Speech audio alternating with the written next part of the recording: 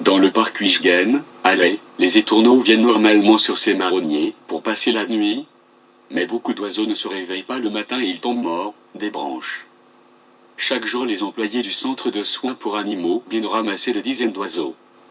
Les experts sont perplexes sur la mortalité massive de ces étourneaux, car cela ne s'était jamais produit auparavant. Les étourneaux récemment découverts sont examinés par le laboratoire spécialisé de recherche biovétérinaire de Wageningen à Lelystad, et par le centre néerlandais de la santé animale à Utrecht. J'ai le sentiment d'être sur une scène de crime.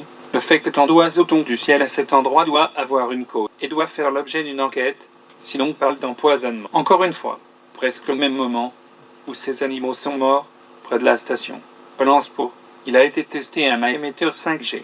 Les oiseaux ont tous une insuffisance cardiaque, avec un corps en bonne santé.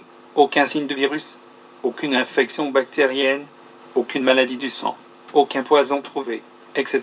La seule explication raisonnable est que cela vient du nouveau micro-ondes 5G. Cette mortalité envoie très fortement vers certains micro-ondes, fibrillation auriculaire, dont il est prouvé qu'ils ont des effets biologiques sur les organes. Ne plaisante pas ici.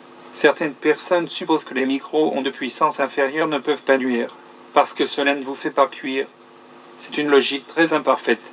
Recherchez dans Google Scholar Search Site, avec le texte effet biologique des micro-ondes néo-ionisantes. Et soyez prêts à être choqués de voir à quel point la plupart des gens sont ensommeillés, et de croire aveuglément aux soi-disant experts et aux autorités des télécoms. Les animaux ne sont pas émaciés, ne semblent pas malades. Ils viennent de tomber morts de l'arbre.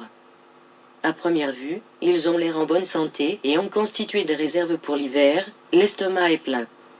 La maladie ou le virus n'est pas considéré comme probable. Les autorités responsables des enquêtes sur les oiseaux et les enquêteurs pensent que les oiseaux ont été empoisonnés. Les contenus gastriques et intestinales font encore l'objet de recherches. S'il s'agissait d'un poison, ils mourraient plus éparpillés et ne tomberaient pas tous d'un arbre à la fois, et ils devraient également laisser des traces.